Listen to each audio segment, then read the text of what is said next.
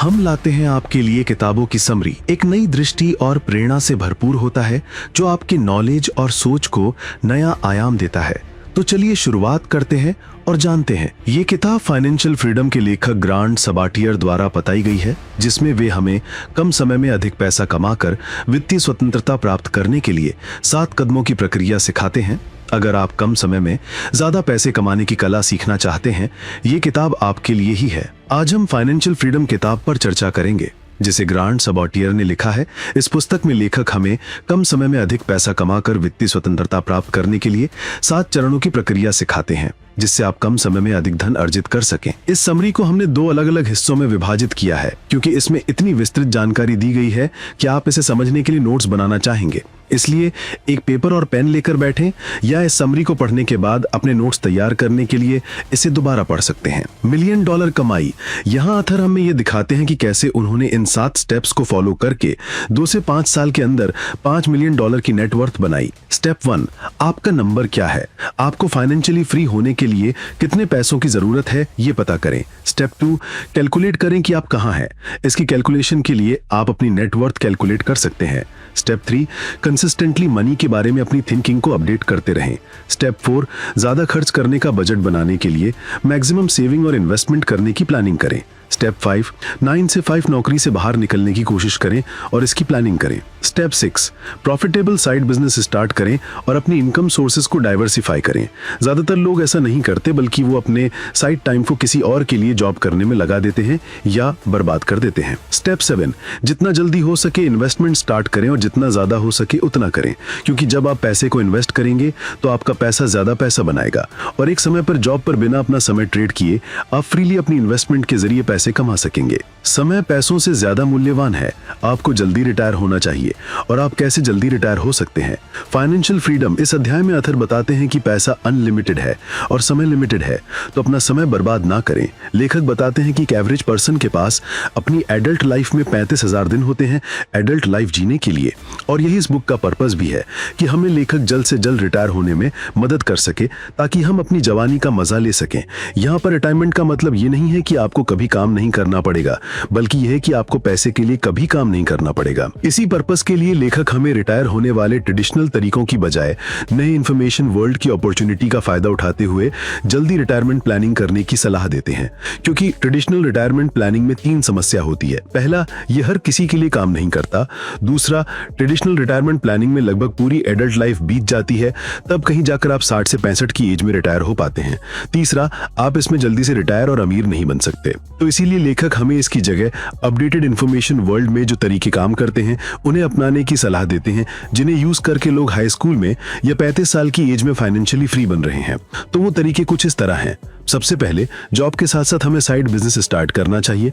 दूसरा, हमें जितना ज्यादा और जितना जल्दी हो सके इन्वेस्टमेंट स्टार्ट करनी चाहिए, चाहे वो रियल एस्टेट में हो, शेयर मार्केट में या कहीं भी। हमें अल्टीमेटली इन्वेस्टमेंट स्टार्ट करनी चाहिए। आपका नंबर क्या है? ये शायद उससे कम हो सकता है जो आप सोचते हैं। जब डेस्टिनेशन क्लियर होता है, तभी वहां तक पहुंचने का रास्ता पता किया जा सकता है, और यहाँ पर डेस्टिनेशन का मतलब है आपकी फाइनेंशियल फ्रीडम। कई लोग सोचते हैं कि फाइनेंशियली फ्री होने के लिए बहुत सारे पैसों की जरूरत है, लेकिन वास्तव में सच्चाई ये है कि फाइनेंशियली फ्री होने के लिए हमें अपनी सोच से भी कम पैसों की जरूरत है, जिसमें अगर हम कंसिस्टेंटली सही से मेहनत करें तो आसानी से हासिल कर सकते हैं। इस अध्याय में लेखक हमें ऐसे पैरामीटर सिखाते हैं जिनकी मदद से हम अपनी फाइनेंशियल फ्रीडम के लिए मनी रिक्वायरमेंट प्लानिंग बनाने का समय निकाल सकते हैं। तो इसके लिए पहला पैरामीटर है अपनी लिविंग लाइफ मतलब सर्वाइवल लाइफ के लिए जरूरी मनी डिसाइड करें। दूसरा, अपनी कंफर्टेबल लाइफस्टाइल जीने के लिए जरूरी मनी प्लानिंग करें। तीसरा, बिना काम की रिटायरमेंट के समय आप कितने रुपए मंथली कमाना चाहते हैं। आप अभी कहाँ हैं? अपने फाइनेंस को क्लियर करें, मतलब कि आप मनी के टर्म्स में और फाइनेंशियल हैबिट्स के टर्म्स में फाइनेंशियली किस लेवल पर हैं, ये डिसाइड करें और क्लैरिटी के साथ इसका पता करें। सबसे पहले ये पता करें कि आपकी मंथली एक्टिव और पैसिव इनकम कितनी है। दूसरी, अपनी नेटवर्थ का पता करें। नेटवर्थ का पता करने के लिए आप अपने सभी एसेट्स में से सभी लायबिलिटीज को माइनस करेंगे तो नेटवर्थ कैलकुलेशन पर पहुंच जाएंगे। तीसरा, अपनी फाइनेंशियल हैबिट्स का पता करें। इसमें सबसे पहले आप ये पता करें कि पैसे को लेकर आप क्या महसूस करते हैं।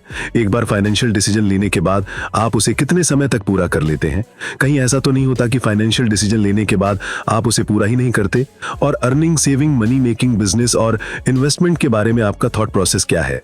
इन सभी का पता करें और जितना जल्दी और जितने अच्छी तरह हो सके रिच हैबिट्स को अपने जीवन में एडॉप्ट करने की कोशिश करें। चौथा, अपने प्रोफेशनल स्टेटस का पता करें कि अभी आप कहां पर हैं।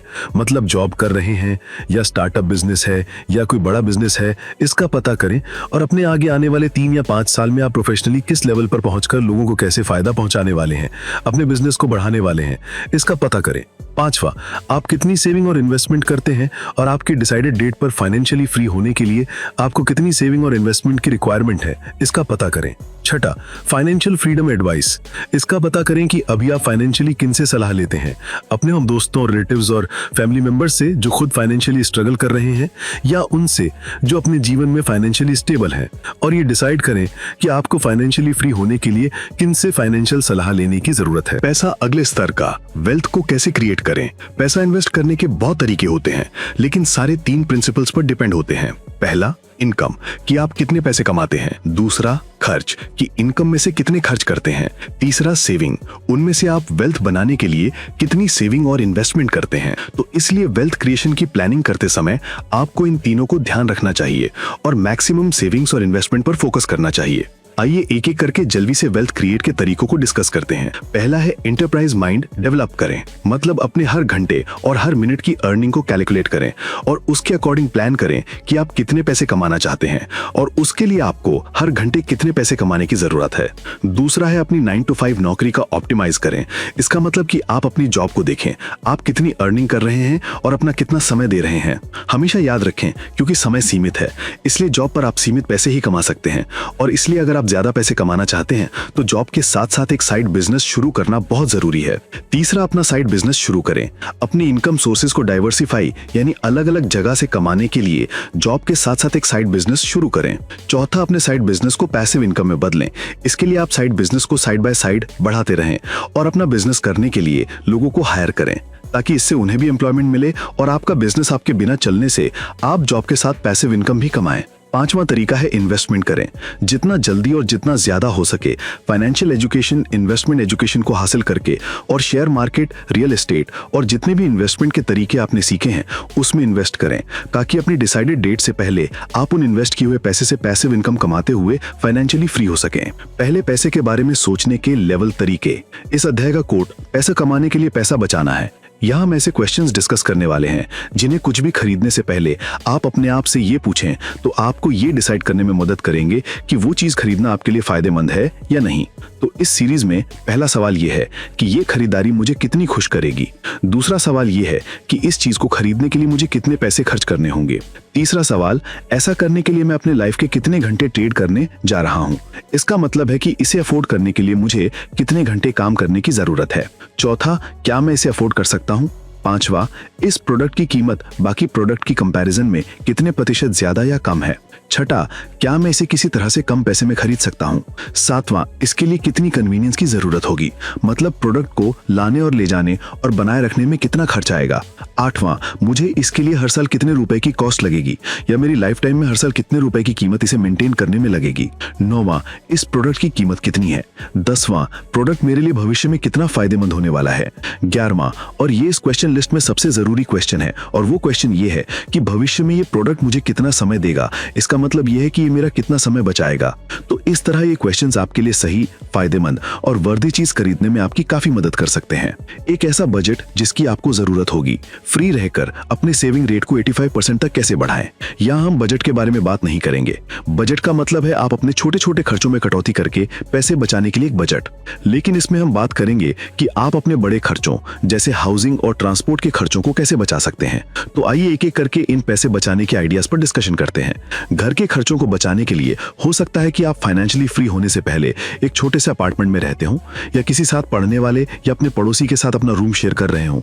कुछ लोग ऐसे होते हैं जो चाहते हैं कि कोई उनके घर की देखभाल करें और बदले में वो रहने के लिए कमरे का यूज करेंगे, इसलिए ऐसा घर पाकर आप वहां फ्री में रह सकते हैं। रहने के खर्चों को कम करने के लिए आप एक 2 या 3 बेडरूम का अपार्टमेंट किराए पर ले सकते हैं और उनमें से सिर्फ एक में रह सकते हैं, बाकी आप किसी और को किराए पर दे सकते हैं। आने वाले पैसे से आप उसका किराया देकर एक तरह से फ्री में रह सकते हैं और शायद कुछ ज्यादा भी कमा सकते हैं। इसी की तरह ट्रांसपोर्टेशन बजट के लिए आप जब तक फाइनेंशियली फ्री नहीं होते तब तक पब्लिक ट्रांसपोर्ट या किसी सस्ते ट्रांसपोर्ट में सफर कर सकते हैं या अपने किसी दोस्त के साथ अपने ऑफिस और जरूरत की जगह पर आ जा सकते हैं। इसी तरह आप इन टिप्स को यूज करके अपने हाउसिंग और ट्रांसपोर्टेशन खर्च को कम करके उन पैसे से ज्यादा सेविंग कर सकते हैं। अपनी 9 to 5 नौकरी को ऑप्टिमाइज करें। अपनी फुल टाइम जॉब को फाइनेंशियल फ्रीडम के लिए लॉन्चिंग पैड के रूप में बदलें। अगर आप ज्यादा पैसे कमाना चाहते हैं और अपने फाइनेंशियल फ्री नंबर को जल्दी से हिट करना चाहते हैं, आपके लिए अपनी जॉब को ऑप्टिमाइज करना बहुत जरूरी है। इसमें आपकी शॉर्ट टर्म स्ट्रेटेजी अपनी स्किल सेट को बेहतर करके सैलरी, इंसेंटिव्स और जॉब के फायदों को मैक्सिमाइज करना होना चाहिए। आपकी लॉन्ग टर्म स्ट्रेटेजी ये होनी चाहिए कि आप अपनी इंफॉर्मेशन स्किल्स में सुधार करें और लोगों के स्किल्स, इंफॉर्मेशन और टैलेंट को एक जगह लाकर अपनी कंपनी को सक्सेसफुल बनाएं।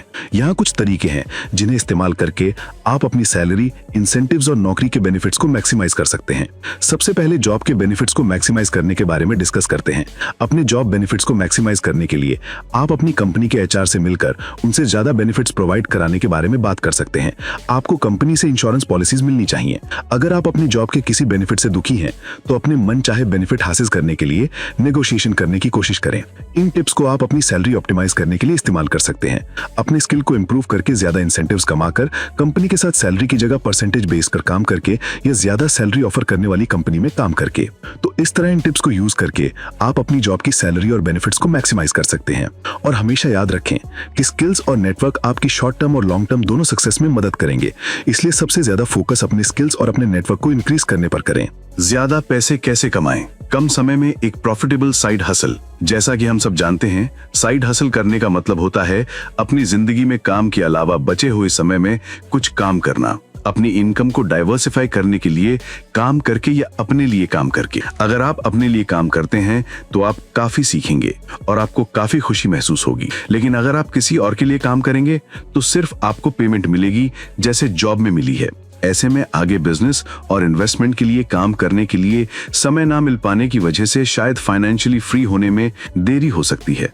इसलिए जॉब के साथ साथ कोई काम शुरू करें। दूसरा काम शुरू करने के बाद उसको एक मनी अर्निंग प्लेटफॉर्म में कन्वर्ट करें और इसके लिए आप इन टिप्स की मदद ले सकते हैं ताकि आप अच्छी पेमेंट मार्केट से डिमांड कर सकें। पहला, सबसे पहले अपने कस्टमर्स को कंपटीटर से अच्छी सर्विस और बेनिफिट्स देने के लिए अपनी स्किल्स को बेहतर बनाएं। फिर उतना ही थोड़ा कम चार्ज करें जितना कंपटीटर्स चार्ज कर रहे हैं।